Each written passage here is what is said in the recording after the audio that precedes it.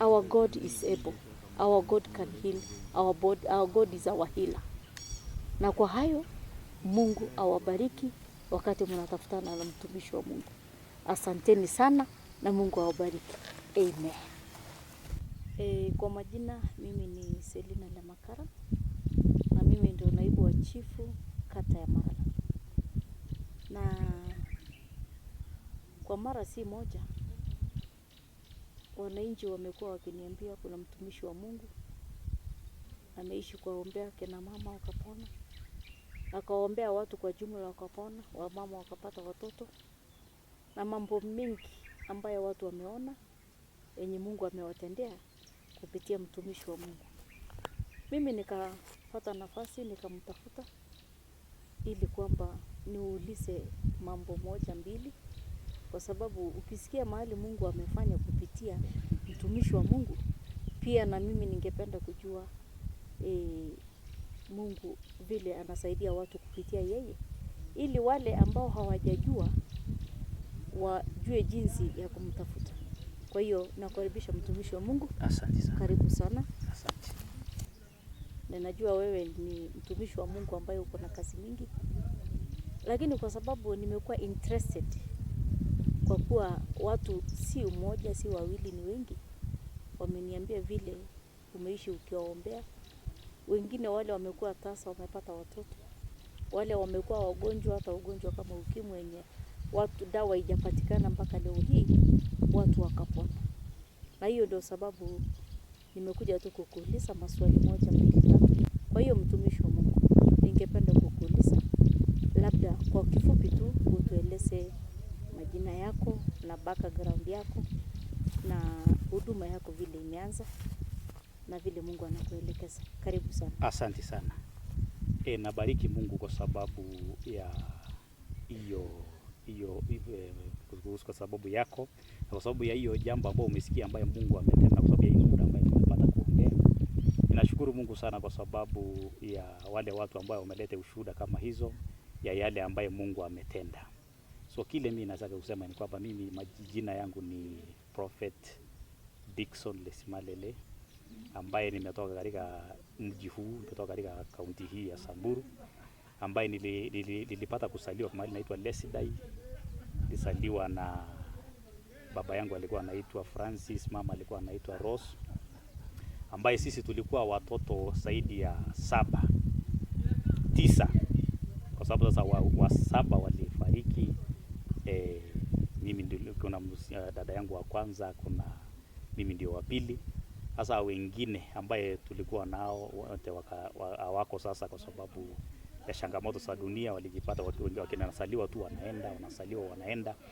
So unajikuta ya kwamba mimi sasa ni kama ndio last born, ambaye si ukweli, kutokana na hali ya kutokana na halisia ya mambo, kwa sababu tulikuwa watoto 9, lakini watu walipokuwa wanasaliwa wanaenda, wanasaliwa wanakufa. So unajikuta ya kwamba mimi peke yangu sasa ndio mimi sasa ndio last born, lakini niko na my first sister ambaye hayuko hii county, lakini ako na Nyuki. So ninashukuru Mungu sana kwa sababu ya umbali ambaye Mungu amenitoa, na nilipoteza wazazi wangu nilipokuwa mdogo. Mama yangu nilimpoteza sababu nilikuwa shule Marala hapa na mama ako huko mbali. So unakuta ya kwamba nilipomaliza mtihani ya mwisho, nilipokuwa standard 3, nilikuwa number 1. So nilitoka hapa nikiwa na furaha, ninaenda nyumbani, naambiwa na baba twende nyumbani. Nikabeba makaratasi yangu ya kwenda kujifunza. Mama yangu anifunza kwa sababu alikuwa na elimu. So nilipoenda nyumbani, nikaona watu wengi wanakusanyika nyumbani. So nikasema nini iko kwetu? Niliangalia nikaona mama yangu anatolewa na blanketi. Nikasema mimi nilikuwa naenda kwa mama yangu anifunze, na nimekuwa na hiyo achievement ya number 1. So nilipoenda huko niliona mambo ambayo sio mazuri, ambayo yalinitia uchungu, kwa sababu sijui kwa nini hawakuniambia nilikuwa katika town, sababu tulikuwa nasomea town ili niende za nyumbani. So nilipofunga shule, nilipoenda kuona hapo, hiyo kitu ikanihuzunisha sana. Nilipoteza mama yangu, nilikuwa standard 3. So nilipokaa tena kidogo, nilikuwa na join form 1, nilipita mtihani class 8. Nilipotenda nilikuwa na join sasa form 1 kwa sababu mimi ndio nilikuwa the best katika darasa yetu. Nilikuwa na join form 1, baba yangu tena akaenda. So nikakuwa na hiyo changamoto, mambo kama yakanifunja moyo. Sasa nikakuwa yatima katika maisha katika hali ya kwanza tu hapo tu nikiwa mdogo. So nilipokuwa tena ninapoenda tena nikamaliza, nikakuwa number 1, sijai kuwa number 2 kwa sababu Mungu wangu ndio alikuwa motivation yangu. Sasa mimi nikageukia Mungu. Kwa hapo mimi nilianza tu kujua Mungu nikiwa na join form 1. Sababu hata kujoin form 1 ni miracle, ni muujiza mkubwa sana. Kwa sababu nakumbuka ya kwamba wanafunzi walienda shule, waliripoti mpaka mimi niliwashinda. Waliripoti shule, mimi nikakaa baba yangu fulani mdogo ya baba akaamua kuniambia nienda shule. Nikaenda shule, yakanilipia. Nilipoenda nikasema sasa hapa Mungu wangu atanisaidia kwa sababu nilishangaa sana. Niliona kwamba sasa maisha nisipokaa sana, maisha yanaweza kuwa ngumu sana. Kwa sababu nilikuwa nataka kutoa aibu katika familia na kutaka sana kujua kiini ya kile ambaye ilipoteza wazazi hivyo hapo katika hali ya kale. Kwa sababu sasa nikaona acha sasa niingie masomo, nikasoma, nikapitia namba 1. Nilipokuwa tuna join nilipokuwa naingia tu form 4 hivi, nilipatwa na shida mahali pale. Kwa sababu nilipokuwa naanza naomba Mungu, kwa sababu nilipokuwa natoka asubuhi naomba Mungu. Kumbe sikuwa najua kwamba nimekuwa visible in the realm of the spirit. So kwa sababu walikuwa wanaona katika ulimwengu ya giza, waliona kwamba kuna divine calling ambayo mtoto ako naye. Sababu mtu unapoanza kuomba unakuwa visible in the realm of the spirit. So nilipojoin nilipoingia form 4 nilipatwa na shida. Msichana fulani alituma from Marine Camp kutoka Nakuru. Ilikuwa kwa sababu alitake note of me, aliniangalia akaona huyu ndiye atakuja kudestroy mambo yetu ambayo tumejenga kwa muda. So mimi nilikaa nilikuwa nachukua tu namba 1. Kwa hiyo msichana alipokuja tu hivi, alipotuingia shule, hata hakukaa sana. Alikuwa anakuja anajipaka kitu katika mkono yake hivi, na anakuja ananisalimia. Mimi kunisalimia, mimi sasa naona naanza kumuona tu huyu msichana inaweza kuwa rafiki mzuri. Mimi nilikuwa captain wa shule, head boy. So nilipokuwa naletewa chakula mzuri tunakula na yeye. Lakini asijaikuwa na affair na yeye, ni affair. So ilipoenda akakuja akapaka kitu katika kiti yangu na akapaka kitabu yangu kitu. Wasichana walikuwa wanaangalia tu, wanafunzi walikuwa wanaangalia. Na alikuwa na black book, alikuwa na kitabu ambaye anaandika. Nikimsalimia, "Hello, habari ya leo?" Anaandika. Anasema, "Captain leo amekuja ameniambia hivi." Anaandika. Katika black book anaandika kila kitu. Nikashangaa sasa, kwa sababu hiyo nilikuja kujua baadaye, kwa sababu sasa wasichana wakalalamika. Walipolalamika wakaenda kwa principal, akasema kwamba huyu ameandika kila kitu ambaye head boy amesema, na ameandika kila kitu. Anasema kwamba mission yake ilikuwa anakuja kumaliza huyu head boy wetu, na amemshika akili na amemshika mpaka kwa kitabu, na ameandika kila kitu mpaka kile kitu ambaye atakuja kufanya. Waliokota hiyo kitabu wakapelekea principal. Alipopelekea principal akamuita. Alipoona asoma hiyo vitu yote, mambo ya giza ambayo ilikuwa katika hiyo kitabu, yeye aka-expel huyo msichana. Alipomu-expel akaenda nyumbani. Lakini maisha yangu haikurudi kuwa vile, kwa sababu hiyo vitu yenye principal alifanya ilikuwa physical. Kumbe damage ambayo alinifanyia msichana ilikuwa ni spiritual. Damage spiritually, ambaye alinishika akili. Nikaenda nikamwambia principal, nikamwambia I'm psychologically tortured. Principal akaniambia, "Nini kijana unaniambia?" Nikamwambia, "Mimi si hule, I'm psychologically tortured. Kwa sababu ninasikia akili yangu inakimbia hivi. Nimeshikwa akili. Giza tu liko katika akili yangu." Principal akaona ni kama ninakosa heshima ninapokuja kumwambia psychologically tortured. Akaniambia, "Sasa wewe utaenda nyumbani 2 weeks." Kumbe hiyo 2 weeks ambayo aliniambia niende nyumbani, na mimi ndio nilikuwa captain na mimi ndio nilikuwa number 1, haikuenda vizuri, kwa sababu iliniletea shida mingi sana. Kwa sababu kama baadaye ndiye alikuja akaita pastor fulani akakuja aombea watoto na watoto wakaanza kumanifest kwa shule. lakini mimi ameniambia nikae nyumbani tu, kwa sababu hiyo maswali ambayo nimekuja kumwambia, hiyo kitu ambayo nimekuja ni kama ni kukosa heshima.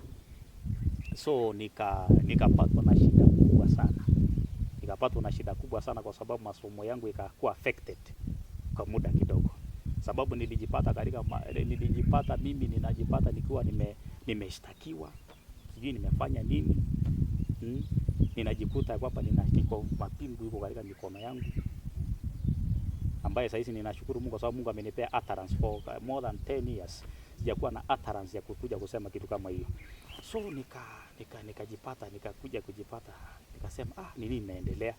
Nilipopatwa tu nilipotupwa police station hivi, akili yangu ikarudi.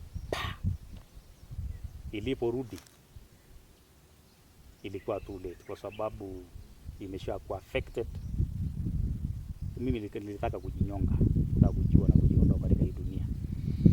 Lakini kwa hapo nikapatana na divine encounter. Mungu akanitokea, nikaanza kujua kuomba. Nilikuwa tunajua kuomba, lakini sasa uhai ya kiroho ikanirudia. Iliponirudia ni mimi nikaanza kuwa na kiu ya maombi, thirst ya kuomba. Nikaomba. Nilijipata nikapelekwa nikafanya kesi, lakini nikaomba, nikajipata kwa police station, nikapata kwa remand, nikataka kujimaliza. So kwa sababu nilikuwa form 4 na mtihani karibu nifanye, wakasema sasa ndio tuokoe huyu kijana tupeleke Mags Naivasha, kwa sababu hapo ndio pekee yake iko na mahali ya kusoma. So nilipoenda huko, nikaenda nikafanya mtihani, nikapita mtihani,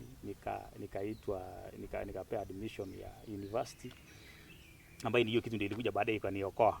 So nilienda huko, nikaanza kuhubiria watu sana. Nikapata watu wako na kiu sana ya mahubiri. Nikapata watu ambaye wanatamani kutumikia Mungu. So nilipoenda huko mimi nikaambia sasa wewe ni mwana. Nilipotumaliza kwa nini nikakuwa tena mwalimu, nikawafundisha, nikaongoja sasa kwenda university. Nikawafundisha wengine, kwa sababu shule kuna maximum prison Naivasha iko na mahali ya kusoma. So nikawafundisha, na mimi tena nikakuwa mchungaji. Mimi ni mchungaji tu nilipokuwa naenda. So nilikuwa nahubiria watu, naambia watu Mungu anatenda.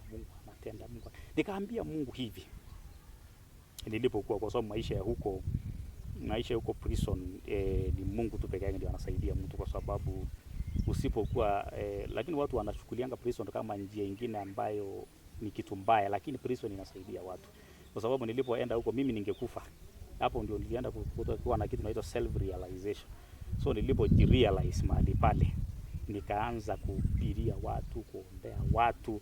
Mimi naandikia watu wa pili. Mtu anaandikia mtu wa pili, anaenda anapenya huko, ninahubiria watu. So nikaamua siku nilipomaliza, nilipoenda kotini, nilienda kotini na nyuki. So nilipoenda kotini na nyuki, nilikuwa nimefast katika prison 3 days. Nilifast mpaka tumbo inaenda ndani. Fast nikaambia Mungu ya kwamba mimi Mungu, usiponitoa wakati hii, mimi sitasema ya kwamba nitakuasha, mimi nitakutumikia kama mshirika, lakini ukinitoa kabla ya hii wakati, nitakutumikia kama mtumishi wa Mungu. So nikaenda huko nikiwa nimeweka hiyo vow, ambayo nikaambiwa na jaji, hata huko na makosa ni watu walikumbuka, yani makosa yako ulikuwa ingemalizikia huko, kwa sababu wewe ni mwanafunzi ambaye, wewe ni mtu ambaye umesoma, wewe ni mtu ambaye uko na akili mingi, wewe ni mtu ambaye. So nikaenda huko, nikaashiliwa, nikakuja kwa prison ni mkubwa, akasema kwa sababu wewe ni mtumishi wa Mungu, atapelekwa na gari yangu mpaka kwao. Nikaletwa na gari na escort mpaka nyumbani hapa Maralal. Akasema kakuja watu, kuna mtumishi wa Mungu anaitwa Leshipayo ambaye alikuja kunilaki, kuna mtumishi wa Mungu familia. Akamwambia huyu ni mtumishi wa Mungu. Huyu mkubwa amesema ya kwamba alete mpaka hapa, kwa sababu watu huko katika prisoners alikuwa anaombea prisoners wanapona, anaombea watu na Mungu anawatendea. So hiyo ndio safari yangu sasa, ndio mimi hiyo ndio safari, hiyo ndio little history ambayo sijasema, hiyo sasa ndio maisha yangu mpaka pale tuko. Okay, asante mtumishi wa Mungu kwa hiyo brief history yako, kuanzia mahali Mungu alifungulia mpaka mahali umefika. Sasa nilikuwa ningependa kuuliza hivi, wewe sasa ndio prophet ambaye unaombea watu, wewe ndio prophet ambaye unaelekeza watu, na nilikuwa ningependa tu kujua labda huduma yako ama calling yako ilianzia wakati ulikuwa katika hiyo changamoto ya prison, ama ilianzia wapi mpaka mahali imefika? Asante. Nashukuru Mungu sana, bariki Mungu kwa sababu ya swali hiyo. Wito wangu ulianza nilipokuwa prison, kwa sababu mtu kama mimi kama singepatwa na changamoto kama hiyo, mimi nilikuwa naenda kusomea human medicine. Mimi ni mtu ambaye nilitamani sana, nilikuwa na thirst ya knowledge, nilikuwa na kiu ya kudispense knowledge. So nilipopatwa na hiyo changamoto nikakuja kuona hakuna mtu wangu ambaye atakuja kunisaidia. Watu wengi walikuwa wanakuja kuona watu yao, wanaletea wa chakula, wanaletea wa nini, lakini mimi nilikaa 1 year bila mtu hata mmoja kukuja kuniangalia. Nikakuja kuona ni Mungu tu, huyu Mungu tu ambaye ninamuomba, ambaye ananisaidia. So nilipoanza kuwa serious kuomba mahali pale, nikaanza kuona divine. Nilikuwa naomba naandika kitu, ninaomba naandika kitu, naomba naandika, nikiomba kitu naangalia, Mungu akitenda na tick, Mungu akitenda na tick. So hapo ndio nilipokea calling, kwa sababu niliambia Mungu ya kwamba nisipotoka hapa katika muda hii, nisipoenda kotini na nishinde hii kesi, nitakuja kusema nitakuja kukutumikia kama mshirika. Na nikienda hii kotini na niende nishinde hiyo kesi, nitakuja kukutumikia kama mtumishi. Nilipoenda huko siku ya kwanza ilikuwa hearing, jaji alinistua sana. Aliniambia hiyo makosa ambayo uko nayo ni makosa mbaya sana, na iko na pressure ya juu. Siku ya hearing sasa, hiyo ni siku ya kesi. So mimi nikaenda na hiyo kitu, nikafunjika moyo sana. Nilipoenda nikaenda nikaomba, nikasema Mungu, wewe ni Mungu unayebadilisha mambo.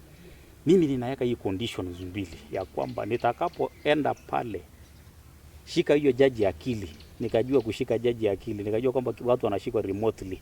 Nikashika akili, nikasema jaji atakaponiambia hii na hii na hii na hii, nitajua kwamba wewe ndio umeniashiria na nitaenda kukutumikia kama mtumishi. Lakini kama ni maneno mengine yatatoka hapo na nisishinde hii kesi, nitakutumikia kama mshirika. Nilipoenda kotini, nilipokuwa nimeomba hiyo maombi ya siku 3 fast, nilipoenda hiyo kotini hivi, mtu wa kwanza alipoitwa akafungwa maisha. Mtu wa pili alipoitwa akafungwa miaka 20. Mimi nikaitwa application so and so Ben Nixon. Nikaenda nikasimama. Sasa hapo katika siku ya judgment uongee kitu. Nilipoenda nikasimama hivi, akasoma hii kesi ni mbaya, akasema hii ni mbaya, lakini however mimi hii koti imeamua ile muda ambao ulitumia hiyo ishi hapo, ile imeamua kukuashilia. Nilipoashiliwa tu hivi, nilipoenda prison ilipiga nduru, sema mtumishi wa Mungu, mtumishi wetu wa Mungu ameashiliwa. Nilipoenda huko, kwa sababu nilikuwa na ubiringi usiku mimi ndio nahubiri usiku, kwa sababu mimi ndio tena chairman ya huko, mimi ndio kiongozi ambaye nilishaguliwa kuwa ninawatawala huko. Kwa mimi ndio nahakikisha kwamba wanakula chakula, mimi ndio nawafunza Bible theology hapo, mimi ndio nimeshaguliwa kuwasimamia. So nilipoenda huko wakasherekea, wakapiga nduru, mtumishi wa Mungu ameashiliwa. Hapo nikaenda nikahubiri na nguvu na uzito, na Mungu akanikumbusha, akaniambia ni hiyo covenant ndio nimeona, kwa sababu mimi nilikuchagua, I have anointed you a prophet before you are formed, kabla hujaumbika katika tumbo ya mama yako. Nikajua kumbe Mungu alikuwa ndani ya hii kitu. So nilipo tuashiliwa hivi, nilipokuja nikaletwa, nikakuja nikasema ya kwamba nikakaa huku, nikakaa Marala, nikakaa nikitafuta sasa, kwa sababu nilitaka kujua sasa, kwa sababu huyu Mungu ambaye alinitokea na akanisaidia ni Mungu wa ukweli. Kwa sababu watu wengi wanatia watu moyo kwamba Mungu anaishi, watu wanahubiria watu a historical God from the Bible, ambayo Mungu wetu anastahili, kwamba God anastahili kuwa understood experientially. Huwezi sema kwamba unajua Mungu kabla hujamuona experientially. Sasa hiyo ambayo mnafundishwa kwa Biblia, hiyo ni theology. Na theology haifunzi watu kuhusu Mungu, unafunza watu kuhusu Bible. So Holy Spirit ndio inafunza watu ambaye ni person of the Holy Spirit, ndio inafunza watu kuhusu Mungu. Biblia, Bible school inafunza kuhusu Biblia. Sasa mimi sikuwa nataka kujua Biblia. Mimi nataka kujua Biblia kwa sababu najua nimesoma ideology yote. Na najua Biblia. Sasa nataka Mungu ambaye naweza kaa naye. Mungu ambaye naweza hita na anashuka na moto. Mungu ambaye naweza hita nikiombea mtu hivi anapona. Si naombea mtu hivi naambia enda tu Mungu atakuponya. Maombi yako imefika. Hiyo ni uongo. So unatakiwa kuwa na Mungu ambaye anajibu. Sasa mimi nilitaka kujua sana Mungu ambaye naweza ishi na yeye, ambaye nikienda pita mahali popote sihitaji ulinzi kwa sababu niko na Mungu. So nikaanza kuomba. Nilipoanza kuomba na nikajua Mungu sana. So hiyo ndio swali kuhusu Asante. Mtumishi wa Mungu, asante kwa sababu ya vile unaweza kujieleza na vile pia wasikilizaji wanasikia. Yes. Na ninashukuru Mungu kwa sababu ninajua kuna wengi ambao watabadilika hapo. Kuna wengi ambao watatamani kukutafuta. Na hiyo tunashukuru Mungu kwa sababu hakuna mtu anajua muda yenye ataishi kwa hii dunia. Na ni vizuri wakati ukiwa kwa hii dunia mtu ajing'ang'anie mahali ya kwenda kule mbinguni. Kwa sababu ninajua hata kwa Biblia inasema, kuna mahali inasema ya kwamba ufalme wa Mungu huchukuliwa kwa nguvu. Mtumishi wa Mungu, ningependa tu kujua baada ya wewe kupata hiyo changamoto na ikafika mahali ukaomba, ukapenya mpaka ukaashiliwa, hiyo tunashukuru Mungu. Mahali ambapo sasa ulikutana na Mungu, divine encounter. Ndio sasa ukuje ueleze wengine, hivi ndivyo Mungu anapatikana na hivi ndivyo Mungu anaponya. Na mimi ningependa kuuliza, kwa sababu kuna mchanganyiko siku hizi kwa makanisa.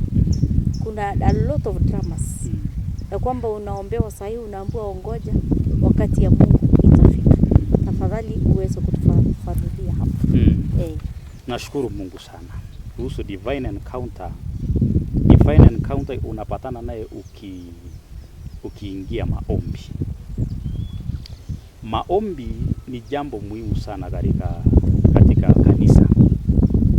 Kwa sababu neno la Mungu inasema ya kwamba Kristo akasema ya kwamba katika jiwe hii mimi nitajenga kanisa langu na milango ya kuzimu haitatingisa. So unakuta makanisa mengi saa hii wanasema ya kwamba hii ni kanisa ambayo wanapatwa na dhoruba kidogo wanasambaratika. So unakuta ya kwamba nilipotoka katika hiyo changamoto nilipiga vita sana. Vita ilikuwa mingi sana. Kwa sababu mtu una wasasi, mtu ambaye watu wengi, hakuna mtu anakusaidia katika mji huu, hakuna mtu anataka kukuelewa. Nikasema ya kwamba nitataka kujua Mungu sana, na nikasema nikaanzisha maombi. Na nilipoanzisha maombi nikajua ya kwamba kuna dimensions kwa Mungu ambayo you can never encounter without praying long prayers. Maombi marefu. Nikaanza maombi ya masaa 7 hours. 7 hours prayers. Sababu nilichukua hiyo, kuna pale Yesu alisema ya kwamba akakuta wanafunzi wakakaombia, amungeomba hata lisali moja. Nikajua kwamba foundation masaa kidogo sana kwa maombi ni saa moja, 1 hour. So nika katika serious prayers ambaye niliingia maombi, naingia maombi 7 hours kila siku. Nilipoingia maombi 7 hours nikakuwa baptized na Holy Spirit. Na encounter ya kwanza ambayo nimepata ya divine encounter ni Roho Mtakatifu.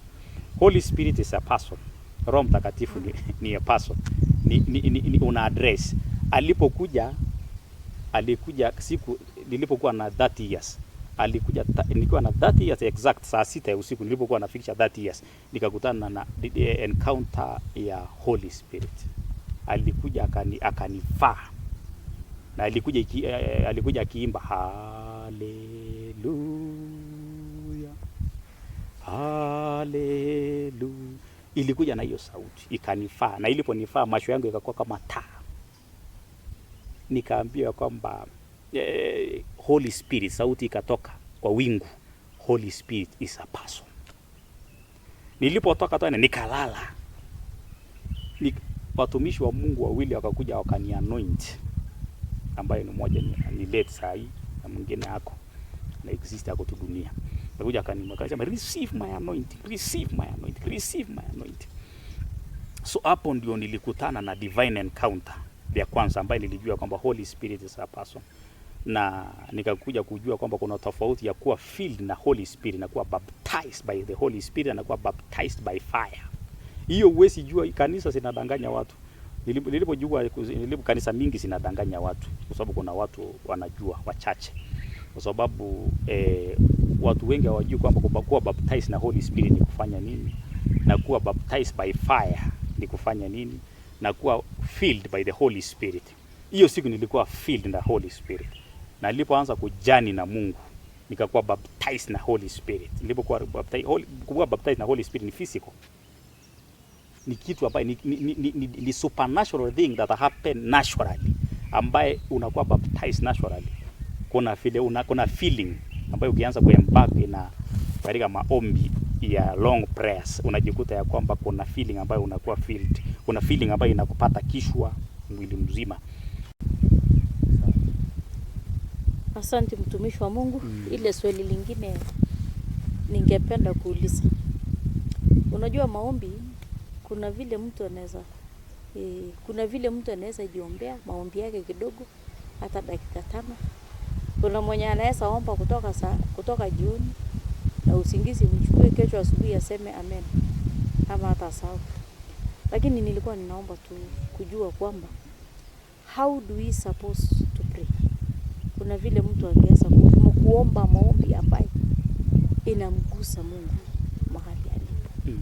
Ni vizuri tuelewe, ndio sasa watu wajue jinsi ya kuomba, watu wajue vile ile maombi inamgusa Mungu, watu wajue kwamba kuna maombi ambaye ni kelele na kuna maombi ambaye ukiomba Mungu inamgusa na anakusaidia. Asante. Asante. Nashukuru sana kwa kuhusu hiyo swali ya maombi, kwa sababu maombi ni jambo muhimu sana kwa maisha ya Mkristo. Na neno la Mungu linasema ya kwamba maombi ya mwenye haki mbele za Mungu ni manukato, na maombi ya mwenye dhambi mbele za Mungu ni kelele. So hiyo subject ya maombi ni kitu muhimu sana. So maombi ni kitu ambayo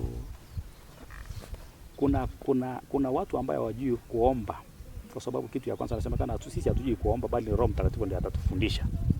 Watu wengi wajuange wataanza na Mungu Baba, wataomba Roho Mtakatifu, wataomba Yesu.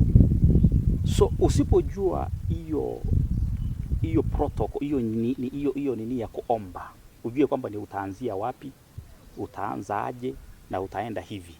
So hiyo ndio muhimu kwanza ujue, kwa sababu niliwaambia ile wakati ya kwamba maombi, Holy Spirit is a person ambayo una address, na Holy Spirit, Roho Mtakatifu ndiye atakupea nguvu ya kuomba.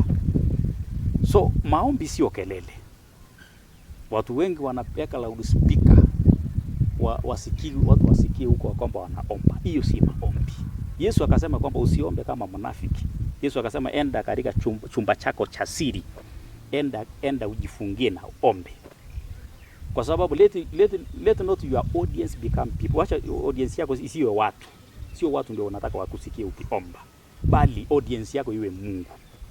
So unakuta ya kwamba unapoanza kwa maombi, unaanza maombi ikiwa dry. Kwa sababu wakati ya kwanza utakapoanza kwa hii jani ya kuanza maombi, nakuta kwamba maombi unajikuta umeomba dakika 24. Wakati hapa mimi nilianza kuomba, nikaomba dakika 24, nikasema nimeomba 5 hours. So unakuta kwamba nilikuwa naomba with my own energy. Lakini ukiomba katika your own energy unakuta ya kwamba hautaenda sana. Lakini ukiambia kwamba Holy Spirit akuquicken, Holy Spirit akuquicken, ukiwa quickened by the Holy Spirit, nasema uniwish and I shall call upon thy name, Psalms 80. So unakuta ya kwamba wacha kwanza Roho Mtakatifu akuquicken. Unapokuwa quicken unajikuta ya kwamba unaomba for long hours. Na basic ya maombi ni 1 hour. Kama unataka maombi i-crack, iguse anything katika ulimwengu ya roho, lazima kwanza lazima kwanza maombi iende for long. Kitu ya kwanza ni kwamba maombi maombi ni kelele kama hujaweka mambo ya righteousness, kwa sababu maombi ndio itakutakasa. Maombi unapoomba utajua kwamba maombi Mungu anataka hii, Mungu apendi hii, Mungu apendi hii. Unakuta ya kwamba maombi ni kitu muhimu sana. Kitu kingine ni consistency. Ukiomba leo uombe leo saa 7, kesho ujikute unaomba saa 8, kesho ujikute saa zingine hiyo without consistency. Unaomba wiki hii, unaomba ama 7 days, unafunga 7 days, unaosha unaenda tena kufunga 7 days ile mwaka mwingine, hiyo hakuna mahali inafika. Afadhali maombi ambaye inasaidia mtu ni ile ya consistent prayer. Leo ukisema leo hii nitakuwa naomba saa 6 ya usiku, ambaye ni saa mzuri katika spiritual warfare, kwa watu ambao wanajua, kwa watu ambao wanataka kuwa na rank in the spiritual katika ulimwengu ya roho, lazima hiyo ndio masaa saa 6. Mimi sijasema hiyo ndio masaa unaweza amka, kwa sababu kuna changamoto mengi ambayo lakini weka saa ambayo hautafunja, saa ambayo ukisema leo hii mimi kuanzia leo hii nitaanza kuweka maombi saa 1. Ufanye hivyo saa 1 na ufanye 1 hour, saa 1 mpaka mwaka ishe. Hiyo ni consistent prayer life, ambayo hiyo ndio unapoenda katika hiyo consistency, kwa sababu unakuta ya kwamba kuna kitu inaitwa fire, generate fire in the realm of the spirit. Na kwanza unakuwa na rank, kwa sababu ukiweka saa 1 kila siku unakuwa na altar. Na ukiwa na altar ni kitu muhimu sana katika maisha ya mtu, kwa sababu mwanadamu bila altar unakuta ya kwamba ni puppet. So unakuta ya kwamba utakapoweka hiyo masaa ambayo unasema sitafunja hii saa, naweka hii, nakuwa naomba kwa hiyo saa moja, unajikuta ya kwamba una generate fire, na tena una generate power, kwa sababu a powerless Christian hakuna kitu, unakuwa an object of transaction, kwa sababu mchawi akitaka kutengeleza mtu mwingine atakutumia wewe kutengeleza mwingine. So kwa sababu kuna kitu inaitwa mtu anaua mtu mwingine, ukienda kwa mchawi anasema ni nani ambaye tutakutengeleza naye, unajikuta kwamba wewe unaweza tumika kama an object of transaction. Lakini ukiwa na strong altar, hakuna, uwezi tumika kama an object of trade. Unakuta ya kwamba una become strong, kwa sababu the more unaomba, the more una generate fire. Na agents of darkness are humiliated when they come into contact with a woman or a man of fire. Na unakuta tena katika ulimwengu ya roho, Shetani has no respect with your decorum. Unakuta kwamba unasema mimi ni mtu mzuri, mimi sijakosea mtu, mimi Shetani hawezi ogopa hiyo si credentials, hiyo si kitu ya kufukuza na Shetani. Kwa sababu innocence in the realm of the spirit is not a guarantee for life. Unakuta ya kwamba gotu kama mimi sasa nilikuwa innocent, nilikuwa nasoma tu nipite mtihani nisaidie familia yangu. Lakini unakuta ya kwamba Shetani hakuwa anataka kujua hiyo, kwa sababu mimi nilikuwa mtu mtulivu sana, ambaye nilikuwa nimependwa na walimu, nimependwa na watu. Lakini Shetani aliona unataka kukua nini katika maisha. Shetani hana haja na pale umetoka. Shetani ako na haja na unataka kuwa nini katika maisha. Akiona your destiny, Shetani ata make sure ata fight your destiny mpaka usikuje kuwa terror katika kingdom of darkness. So ukitaka kuwa strong, lazima uweke consistent prayer life. Consistent 1 hour. Kama za mchungaji usipokuwa unaomba 4 hours, uko very vulnerable, uko mtu ambaye utawezana au utakemea homa. Ndio unakuta kwamba wachungaji wengi anaombea mtu hivi, unakuta anakuombea homa leo hii, lakini unakuwa kama ukienda ukiumwa na kisha anakushika hivi anasema hiyo utaenda, anakuambia enda kwa madawa. Mungu hii nyingine ni ya madawa, hii enda kunywa dawa.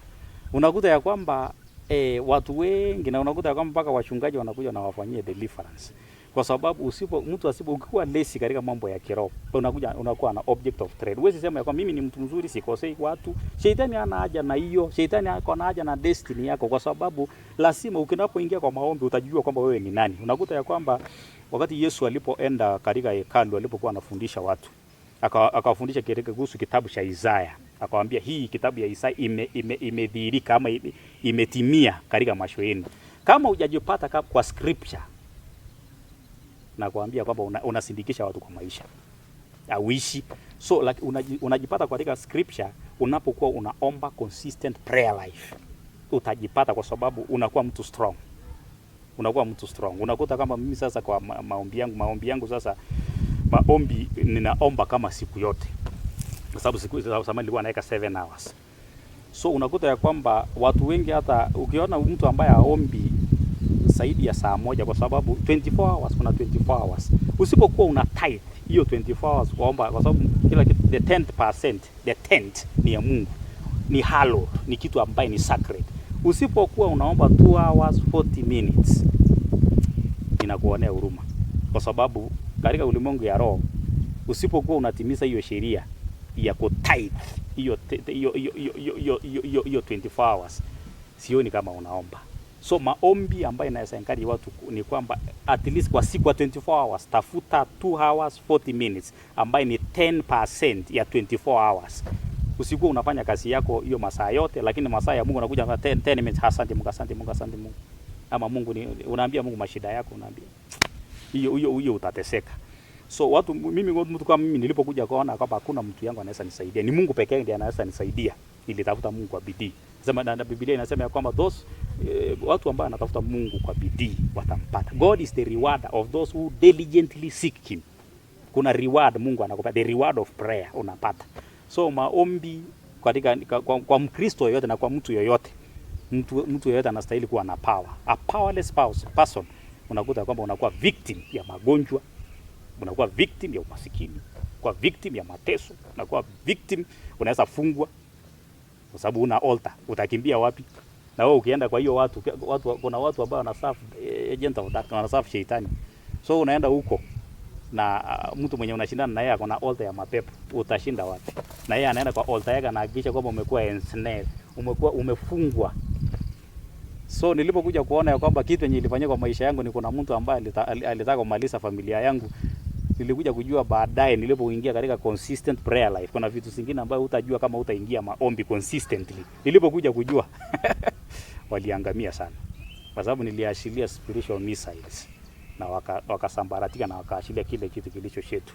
Na saa hizi katika familia yetu walikuwa wanastahili kupata watoto, kwa sababu watoto wote wenyewe walisaliwa nyuma yangu wote walikufa. So ndio mimi, kwa sababu mimi niko na familia, niko na watoto ambao ni 3.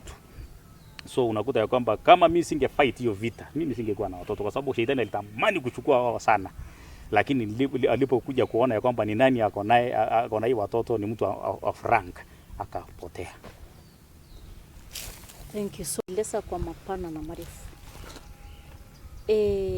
Throughout your journey, your prayer life, throughout your devotion, nilikuwa tu ningependa kuuliza, throughout hii journey ya preaching and praying, what are some of the miracles, signs and wonders you have performed and see it happen? Amen. Miracles, signs and wonders. When you engage with the long prayers and consistent prayer life, kuna kitu inaitwa raw miracles. You encounter raw miracles. Miracles ambayo hakuna mtu anaweza explain. Kitu ya kwanza, miracles inafanyika daily kwa maisha yangu, kwa sababu miracles, unapokuta kwa miracle ni kitu ambaye ni ya kila mtu kwa maisha yake. Kila kanisa inastahili kuwa na miracle. So unakuta kama kuna makanisa ambayo haina miracles, hiyo ni cripple church. So kwa sababu miracles ni kitu ambayo Yesu alikuwa ana-advertise naye ministry yake. Unasoma kwamba alikuwa anafanya philanthropist, kwa sababu alikuwa ana heal the sick, ana cleanse the lepers. Unakuta ya kwamba anafanya mambo. So kanisa without power hakuna miracles. So miracles ambaye nili-encounter, miracle ya kwanza ambaye nili-encounter ni kwamba niliombea mtu ambaye hakuwa na watoto akapata watoto. Niliombea mtu ambaye ako na HIV akapona. Niliombea mtu ambaye alikuwa anafungwa akaashiliwa.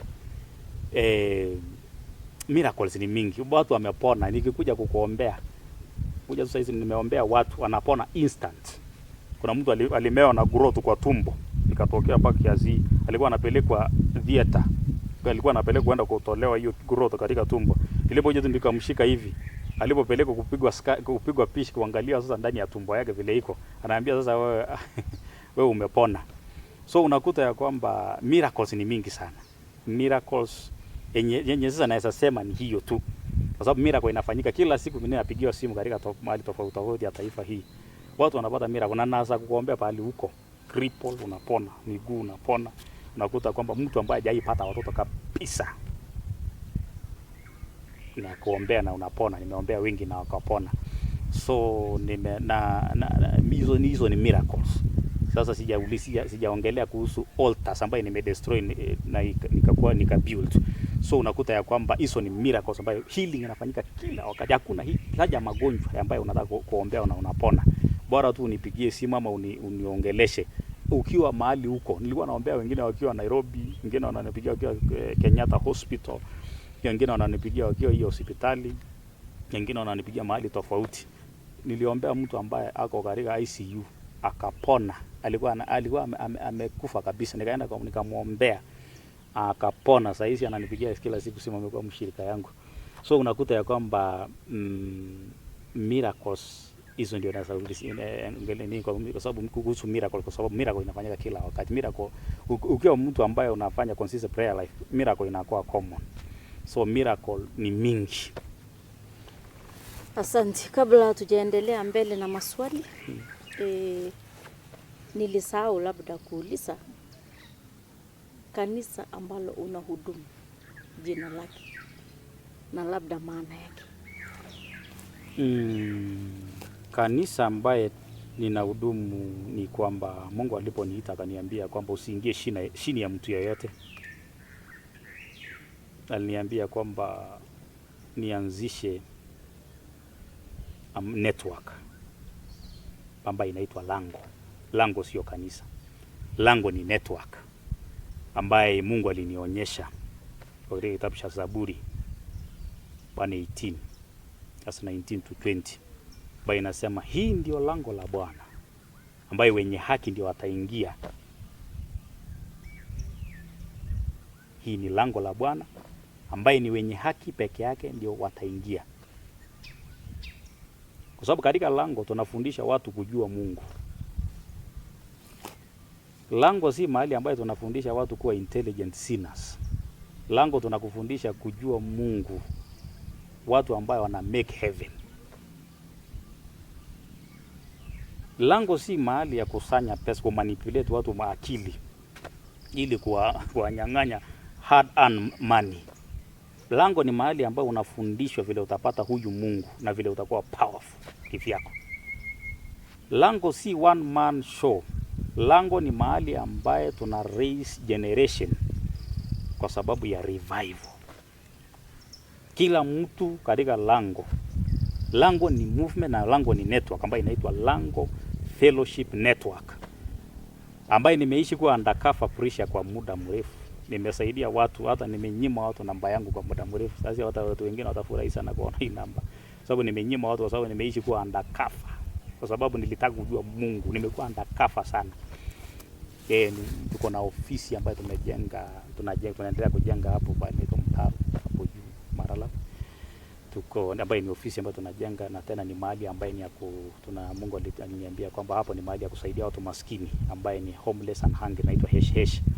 So hapa tuko na ofisi. Sasa sisi tunafanya hii ni network ambayo network kamili za pale. Mungu sasa anatuelekeza next, kwa sababu nimekuwa undercover. Sasa Mungu ndiye ameniambia sasa nijitokeze. Watu wengi wanajitokeza kukuja kutoa testimony na kuja kuanzisha kanisa kabla cycle ya temptation kuisha.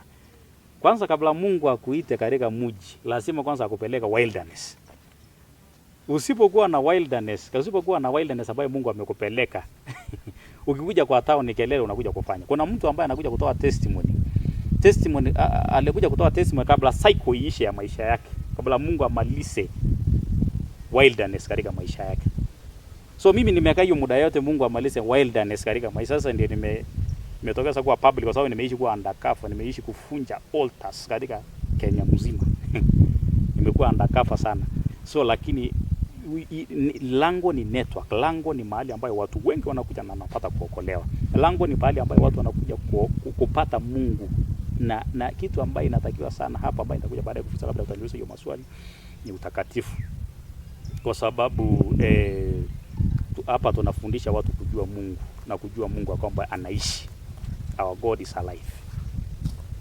So nafundisha kuhusu hapo watu wanakuja kuona Mungu ambaye anakuponya hapo. Si unaambiwa ya kwamba enda tu utasaidika baadaye, ama mahali ambaye utapewa fake promise. Hapo unaombea hapo hata ukiwa mahali popote huko, na unapona hapo hapo.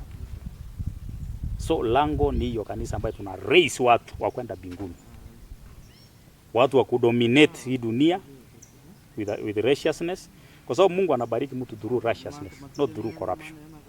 Mungu anakubariki through righteousness. So tunakufundisha integrity na kufundisha vile ya kujua Mungu experientially. So the knowledge of God is experiential.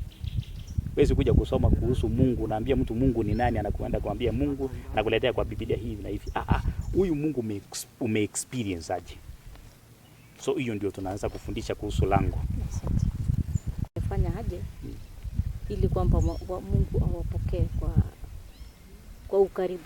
Yani I'm asking, nauliza mambo ya holiness and righteousness. Utakatifu na haki. Utakatifu na haki. Mungu ni mtakatifu. Na mtu mtakatifu pekee yake ndiye anaweza Mungu anaweza mjibu, yani mtu ambaye ana exercise utakatifu. Sababu Mungu wetu ni roho, na wale watu ambaye Mungu Mungu anatafuta lazima, yani Mungu ni spirit. So lazima your spirit Mungu aikubali. Kwa sababu watu hawajui ya kwamba maombi haiendangi kama maneno katika ulimwengu ya roho. Katika mbinguni maombi inaenda kama incense, inaenda kama manukato. So unapokuwa unaomba maombi yako, Mungu anapikinge kwa moyo wako. Hii ingine yenye unaombaga kwa mdomo, hii ni kelele. Mungu asikii maneno yako, Mungu anapiki kutoka kwa moyo wako. So unakuta ya kwamba watu wengi wanapiga kelele, Mungu nisikie, Mungu nisikie, lakini kwa moyo wake anasema nitalipa aje bili, nitalipa hiyo deni, ama katika moyo wake anabeba watu, akona chuki, akona nini. So unakuta ya kwamba hiyo Mungu hawezi pokea hiyo maombi.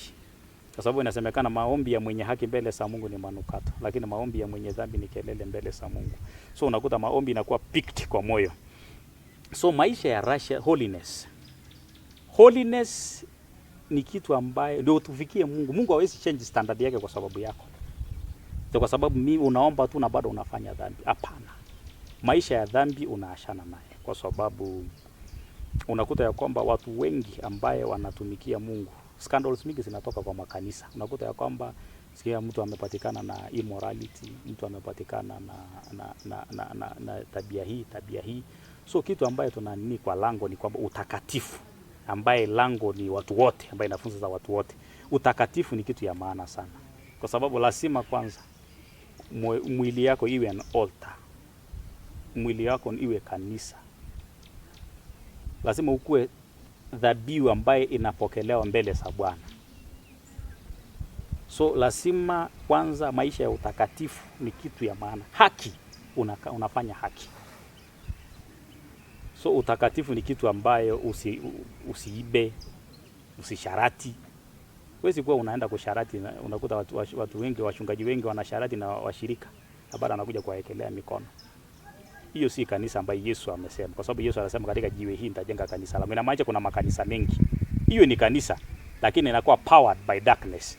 Watu wengi wanaenda ku harvest power kutoka kingdom of darkness, wanakuja wanaekelea watu mikono. Watu wengi wanaangalia crowd. Watu wengi wanaenda kuchukua power. Watu wengi wamefall victim ya watu wengi ambao wanaenda kufanyia kanisa biashara. Wanaenda kutumia nguvu ya giza kuleta kanisa na kuja kuombea naye watu. Mtu anaenda kwa mganga, anaenda kwa mganga, anakuja kuombea watu. Anasema ili unijazie watu. Watu wengi wanaenda kutumia marine power. Wanakuja anaweka kwa mkono, anajipaka kwa mkono, anashika, anapiga mtu hivi. Mtu anaanza kusema mimi naitwa Maimuna, mimi naitwa Sara, mimi naitwa nini. Hiyo ni nguvu ya giza. So unakuta ya kwamba kanisa siku hizi wamekubalia makanisa mengi, ambayo kuna makanisa ambayo Mungu ameje, kuna makanisa mzuri, lakini makanisa mengi wanatumia nguvu ya giza kurun miraculous services. So unakuta ya kwamba righteousness haiko hapo, kwa sababu kama mchungaji anastahili kuwa example ya kufuatwa. Mchungaji anastahili kwamba ndiye anasemekana mchungaji amefanya hivi. Kitu ambayo imenishangaza siku hizi ni kwamba mchungaji anagonjeka. Na twende tunasema mchungaji anasema tuombe mchungaji kwa sababu amepatwa na attack. Hiyo nashangaa hiyo mtu, kwa sababu unastahili kuwa na power ndio uongoze watu. Kama wewe unagongo, unapigwa knockout na mapepo, unalazwa, unakuja kusema washirika kuombea, na maanisha basi mko the same. So lazima maisha ya utakatifu kwa mchungaji ni kitu ambayo inastahili kuwa si kitu hata ya kuongelea. Utakatifu Mungu alipokuchagua, Mungu anataka righteousness. Na tena washirika, huwezi kuja kutaka Mungu akujibu kwa maombi. Hakuna kitu mzuri kama maombi kujibiwa. Lakini maombi inajibiwa ikitoka katika vessel ambayo iko sanctified. Kwa sababu watu wengi unapokuwa katika maombi unakuwa purged. Kwa sababu unaingia Mungu Yesu anakushughulikia, ambaye Yesu ni refiner, the sanctifier and the refiner of silver, ambaye anaitwa Jehova Mekadishke. So unapoingia kwa hiyo maombi unakuwa moto inakuja physically na kuchoma, inakufanya kuwa righteous. Ukiingia na hiyo experience utajua. Wengine watapinga hiyo kwa sababu hawajui hiyo long prayer na consistent prayers nini inasa. So unapoingia kwa maombi unakuta ya kwamba unakuwa purged by Jehova Mekadishke, the sanctifier and the refiner of silver, ambaye ni Yesu. So unakuwa purged ili uwe chombo ambaye kinamfaa Mungu. Asante mtumishi wa Mungu. Sasa ile ningependa pia ueleze wasikilizaji na Wakristo, watu wote ambao wangependa kubadilika. Na ningependa kusema huyu mtumishi wa Mungu sio kwa Wakristo peke yake, na kwa mtu yeyote yule angependa kujua, angependa kupona, angependa kuokoka, angependa kubadilika. Huyu this servant of God is for all, not for individuals or a few or Christian alone. Asante. Ile ningependa pia kuuliza mambo na madhabahu, altars and spiritual warfare. Ebu utufafanulie kwa sababu kuna pia hizo madhabahu na kuna pia spiritual warfare ambaye ni vita vya ulimwengu wa kiroho. Tufafanulie tafadhali. An altar ni mahali ambayo physical inakutana na spiritual. So unapokuta ya kwamba kuna mahali ambayo Jacob alikimbia, alipokimbia akaenda akajipata kwa kishaka na ikakuwa jioni. Akaenda akaokota jiwe akaweka kishwa kwenda kulala. Alipokuwa analala akasema, akaona ngazi, akaona malaika wakipanda na kuchuka. Akasema this is a dreadful place. Hii ni mahali ya kutisha sana. Akasema kumbe Mungu alikuwa mahali hapa na mimi sikujua. Bila kujua kwamba alienda akalilalia altar. Alienda mahali ambaye babu yake ambaye ni Abraham alienda alipoweka altar, yeye akaenda akalalia mahali pale. So altar iko na orientation mbili ya altar. Kuna righteous altar na kuna demonic altar. Righteous altar ni ngazi inapanda juu, inaenda mbinguni. Kuna descend, kuna kupanda na kushuka. Na demonic altar wanapata nini yao from hell, from sirens of hell, from underworld. Kuna ngazi, kuna kanisa mingi ambayo inakuwa powered by darkness, ambayo altar yao ngazi yao inashuka chini. Lakini ngazi ya righteous altar inaenda juu kama hiyo ya Jacob. So unakuta ya kwamba altar ni kitu ambao unapata ukiwa na consistent prayer life, kama utafunja mahali. So unakuta ya kwamba altars ni kitu ambaye ina govern hii dunia. Altars ni vitu sensitive sana ambaye mtu anasasimama kwa altar yake na anene kitu. So kuhusu altar nasema ya kwamba kila Mkristo anastahili kuwa na altar, ambaye ni mahali ambayo unaweza kimbilia ukiwa na shida na unapata kuokolewa. Altar ndio ikamilika, lazima ikuwe na priest, lazima ikuwe na sacrifice, na lazima ikuwe na place. So unakuta ya kwamba hizo vitu tatu zikikamilika. Na watu wengi wanasema sacrifice ni nini? Kuna vitu mbili ambayo ni sacrifice. Sacrifice ya kwanza ni wewe. Unaweza kujitoa kama a living sacrifice. Hapo utasema mimi sitafanya dhambi, nitaasha hii kwa sababu ya Mungu, nitaasha hii kwa sababu ya Mungu, nitaasha hii kwa sababu ya Mungu. Hiyo unajitoa kama a living sacrifice. Kuna material sacrifice ambayo ina power, hiyo altar. Unakuta watu wengine katika darkness wanatumia kuku, wanatumia watu, wanatumia nini. Lakini ukitakapokuja katika material sacrifice, God will first accept you before he accept your sacrifice. Lazima kwanza Mungu akukubali wewe ndio akubali dhabihu yako. Kama Mungu hajakukubali dhabihu yako haitakubali. Unakuta kwamba makanisa mingi wanaita non-believers wakuja wachange pesa. Sema kwamba wanakuja kutoa pesa wajenge kanisa, non-believers. Unakuta ya kwamba hiyo sasa imegeuka kuwa biashara, kwa sababu Mungu kwanza will first accept you, wewe mwenyewe ndio accept hiyo sacrifice, hiyo material sacrifice. Ndio unakuta ya kwamba Samuel aliambia Saul ya kwamba aonge niongoja, aujue kwamba kutii ni bora kuliko dhabihu. Kuna kutii, huyo mtu kwanza mwenye analeta hiyo dhabihu kwa kanisa na analeta katika madhabahu takatifu, lazima kwamba umemfundisha na ni mmoja wenu. Lakini kwa sababu sasa ya greed na mambo mengi ambayo yanaletwa na maisha, nakuta kwamba watu wengi wanakuja na so kutengeleza altar, kuna mtu ambaye anasema ya kwamba anaenda kutafuta kazi. Uende utafute kazi. Alafu kazi unaenda kutafuta hiyo kazi na unahonga watu kupeana pesa. Hiyo pesa ambayo umepeana kuhonga watu, umebuild an altar hapo. Wewe utaipata kazi na generation yako na watoto yako wote hawatapata kazi mpaka waongane. Kwa sababu ulianza na corruption. Ulitaka kupeana pesa ndio upate kazi.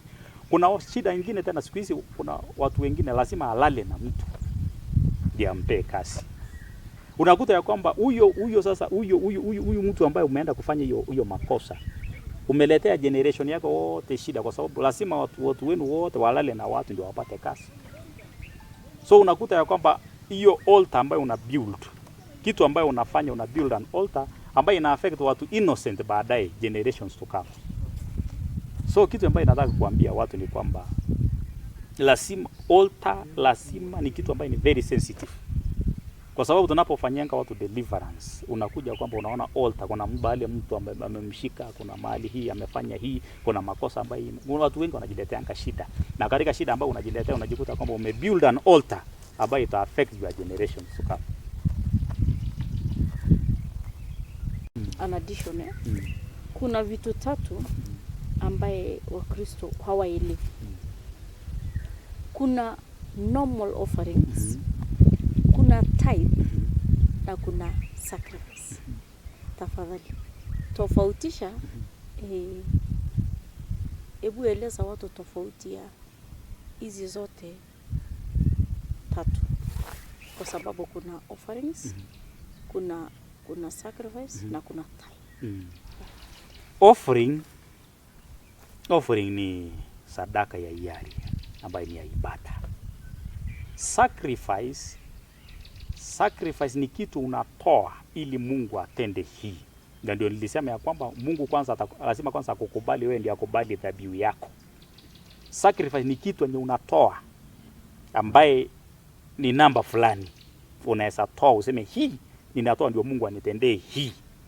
Na sacrifice wewe unatoa lazima ikuguse. Kama si haikuguse, kama ni change unaenda kutoa pesa yako tu ya kawaida unaenda kutoa useme natolea Mungu. Hiyo si sacrifice, haigusi Mungu. Lazima kwanza hiyo dhabihu yako iguse Mungu. So lazima kwanza unaweza kuwa na shilingi 200. Useme mimi nitatoa shilingi 150. Iwe sacrifice. Na hakuna mtu atakushurutisha. Unatoa kwa sababu ya Mungu, unataka usaidike. Unatoa hiyo, unaweka hapo. Hiyo ina speak in the realm of the spirit. So unakuta kwamba Yesu alipokuwa anaona watu wakitoa sadaka katika hekalu, aliona mama mmoja alitoa dinari 2 ambaye alikuwa naye. Akasema huyu mama alitoa kila kitu ambaye ako nayo. Kwa sababu ametoa kila kitu, yeye ametoa hata kuliko wenye wametoa mingi. So inamaanisha kwamba huyu mama alitoa kila kitu yenye ako nayo 100%. Na ikagusa Yesu hapo, ikasema huyu ndiye ametoa sadaka kuliko wengine. Huyu ndiye amesacrifice. Hiyo ndio inaitwa sacrifice. Alafu tithing ukisoma kitabu cha Malaki inasema kwamba I the Lord, mimi ni Mungu ambaye sibadiliki. Anasema mmeniibia pa tithe ni 10% ya kila kitu unapata. Na Mungu akasema unijaribu katika njia hii uone kama sitafungua milango na madirisha ya mbinguni kuashiria baraka. Ni hapo pekee ndio maandiko ndio Mungu alisema unijaribu. So kila kitu ambayo unapata una tithe, unatoa 10% ya kila kitu ambayo umepata ili kwa sababu ya baraka. Hiyo ndio license ya kubarikiwa. Ukiwa unakula kila kitu, ukiwa unapata shilingi 100, 10 bob ni ya Mungu. Ukipata 10,000, 10% ya kila kitu unapata inakuwa hiyo ndio 10% ambaye kila mtu ambaye anataka kubarikiwa, anataka Mungu amfungulie milango, unapoingia katika consistent prayers na uwe strong 10%, kwa sababu Mungu, hapo ndio Mungu anasema kwamba unijaribu. Anasema mimi ni Mungu ambaye sibadiliki. So watu ambao wanapinganga tithe, wanapinga kwa sababu kuna doctrines mingi ambaye zinapinga tithing, hawasomi maandiko kwamba Mungu ni ule ule na habadiliki. So nakapo sema kuhusu challenges ambayo tumepitia katika ministry, ni kwamba Mungu aliponiinua akanifanya niwe rank ya juu sana. Mungu aliniinua katika rank fulani ambayo hakuna agent of darkness ambaye atajifisha bila kujulikana. So nimepatana na challenges sana nikiwa na destroy altars, kwa sababu nime destroy altar katika Maralal, nime destroy altar katika Kenya mzima. So unakuta ya kwamba challenges mingi ni kwamba unapoenda hata katika lodgings ambayo unaenda kulala, kuna watu wamefuga manyoka ndani ya misingi ya foundation. So unapoua kila kitu, kwa sababu nashukwanga nilipoingia nalala siku 2 katika lodging fulani, naenda nafuua na malisa na gonga kwa maombi. Kuna words ambayo inatumia kugonga. Unapogonga asubuhi utalala hapo, kwa sababu kuna saa ambayo utastahili kukaa hapo, kwa sababu umeshamalizana kila kitu. So watu wengi wengine wanakimbia, wanataka kukumaliza tu na kukuua, kwa sababu umeshaua kitu ambayo mtu amebuild kwa muda mrefu ili msaidie. So unakuta ya kwamba unapofunja altar unakuwa maadui na watu wengi, unatafutwa na watu wengi wamenitafuta kwa kunipiga risasi kwa sababu ya kukwenda kuua vile vitu ambayo umeunda ya giza. Kwa sababu mchawi ni kitu, mchawi wanatesa tu watu ambao hawajaanza kuwa kwa maombi. Naweza challenge all wizards na wachawi katika dunia mzima. Naambia hata mgathe meeting ya kwamba mimi ndio mnakuja kupigana naye. Mgathe meeting ya kumunimalisha. Nitahakikisha kwamba mtakuwa shift, kwa sababu huyu Mungu, our God is a consuming fire. Na Mungu wetu ni Mungu wa vita. Nimeingia maofisi mingi, nimeshughulikia watu wengi ambaye ni wa viongozi. Nimeingia ofisi nyingi ambaye ninatoa mchawi ndani ya mali ambaye anakuwa center uwe mtu fulani. So ninapokuja tu hivi mchawi anadisappear. Na hiyo ka create enemies katika maisha yangu, na unakuta ya kwamba, lakini mimi sijali, wakati Mungu ako upande yako, ni nani anaweza kuwa kinyume na wewe? So unakuta ya kwamba unapatana katika hii nini, kwa sababu mimi ni spiritual warrior. So unakuta kwamba unapigana na altars. Unakuta watu wengi wanakujua, watu wengi walinijua mimi kwa sababu wanataka kuuliwa. Sema kwa ni ile prophet anataka kuuliwa, kwa sababu watu wengi wanataka kukumaliza, kwa sababu umeua vitu yao mingi, umefunja altars yao, umeua vitu manyoka ambayo watu wanafuga, umeua kila kitu. Kwa sababu unaenda, mimi nikienda tu kukanyanga hivi, kwa sababu ya hiyo consistent prayer na vile Mungu ameniinua, vitu sinakufa. So unakuja kwamba unaingia hata maplot zingine unataka kumalizwa. Kwa sababu unapoingia hapo unaanza kwanza ukiomba tu maombi siku 2 vitu sinakufa. So hizo ndio challenges ambayo tumepitia, na ukijua Mungu wako, nataka kuambia watu ujue Mungu, kwa sababu ukijua Mungu mambo yote inakuwa rahisi. Sasa ulete mtu wa kansa amwombea anapona hapo, ulete mtu ambaye ana watoto anapata watoto, ulete mtu ambaye na mtu ambaye ako na hiyo rank in the spirit, uwezi chezea huyu mtu, kwa sababu utaishi kwa huruma yake. Ukichokosa huyu mtu atakufuta kazi, na ukichokosa huyu mtu na ukimfurahi ataweza kukuandika kazi. So unakuta ya kwamba unapo develop your stature in the spirit, huyu mtu si mtu wa kuchezea. Nawaambia watu wote, hata utakapoanza hiyo regiment ya kuomba, kuna mahali ukienda 3 months ukiwa consistent, vitu ambaye watu utaanza kufanya vitu spiritually, unakuja kwamba unashika kitu katika ulimwengu ya roho, unaashiria kitu katika ulimwengu ya roho, ina happen physically, kwa sababu mambo ya kiroho, hii dunia inakuwa controlled na spiritual realm. So kama hujakuwa visible in the spirit, unakuta kwamba unakuwa slave katika hii dunia. Na katika spiritual warfare, either you fight to become a king or you lose and remain a slave. Utakuwa an object of transaction. Sababu kila mtu akitaka kukufanyia atakumaliza, utatumia watoto wako, atatumia magonjwa, unakuta ya kwamba unafutwa kazi, unashika pesa ikusaidii. So unakuta ya kwamba lazima ukue na stature, na hii si ya mtu mmoja. Wewe ukianza your regiment ya consistent prayer life, unakuta ya kwamba unafanikiwa. So katika network sasa tunasema ya kwamba tuko na ofisi hapa Maralal, lakini mahali sasa ya assignment ambayo tutaenda kuweka hiyo network ni mahali inaitwa Kitengela. So hapo ndio tutaenda na tutakuwa tunahudumia watu katika Kenya mzima na katika dunia mzima, kwa sababu watu wengi wamekuja kutoka mahali tofauti tofauti na wamesaidika. Asante. Sasa labda pengine wa mtu yeyote ambaye ameguswa na hayo maneno kutoka kwa kinywa chako kupitia kwa Mungu, atakupata namna gani? Mtu nashukuru Mungu sana kwa sababu ya hiyo swali ambayo umeniuliza. Watu wanaweza nipata kwa sababu nilibana kwanza, nilinyima watu wengi wamesumbua watu sana kusema mbona upeange namba yako, mbona upeanange namba yako. So sikuwa napeana namba yangu kwa sababu haikufika wakati ya kupeana namba, lakini sasa imefika wakati, na unaweza nipata through WhatsApp ambayo utapata katika hiyo screen, hiyo WhatsApp number. Utatuma tu text message useme uko happy na utaka usaidio happy, na nitakuombea mahali huko na Mungu atakusaidia. Asante sana mtumishi wa Mungu. Mungu akubariki kwa sababu leo umefafanulia watu, kwa wale wanakujua, kwa wale hawakujui, kwa wale wamekuona, kwa wale hawajakuona.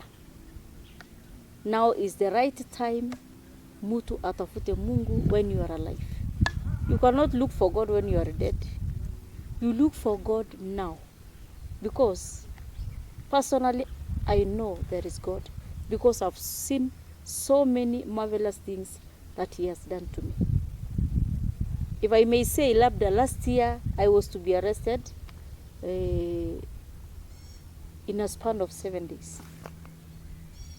But whoever wrote the letter, nishikwe baada ya siku 7, ndio the same person who wrote another letter that says, I have no any case to be answerable to.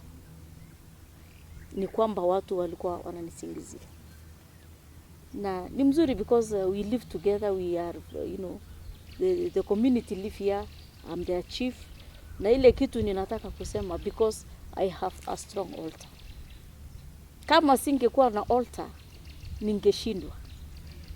Na mambo mengi ambayo nimeyapitia, kwanza kwa hii kazi niko, kuna kudharauliwa, kuna kudhalilishwa, kuna what, lakini as long as you have an altar, you fear nothing. And God is a feeling. God answers prayer. We have a God of now. Our God is not a God of confusion. He is a God of now. Ya kwamba ukiomba unataka hii, you will get it. I am not that easy to be convinced. But at least for the 2 years and so that nimefuatana tu na huyu mtumishi wa Mungu, na akanieleza jinsi alikuwa anaexplainia jinsi ya kutoa sacrifice, jinsi ya kutoa tithe, jinsi ya kupray. I have seen that I've benefited a lot. And if you are not present in the world, yani kama hujulikani kwa ulimwengu wa kiroho, hata ulimwengu wa kiasili, you are nowhere to be seen. It is always the spiritual world that controls the physical world. Na kwa hayo machache ama mengi, ndugu na dada, kama umeguswa, upige hiyo namba yenye utapatiwa kwa screen. Utaweza kusaidika. Hakuna lolote ambalo Mungu anafanya. Hakuna lolote ambalo Mungu hawezi lifanya. Iwe uko na haya magonjwa kama kansa, magonjwa kama HIV, magonjwa ya sukari, magonjwa ya pressure, hizo magonjwa yenye zinaogopwa juu hazina dawa. Our God is able. Our God can heal. Our God is our healer. Na kwa hayo Mungu awabariki wakati mnatafutana na mtumishi wa Mungu. Asanteni sana na Mungu awabariki. Amen.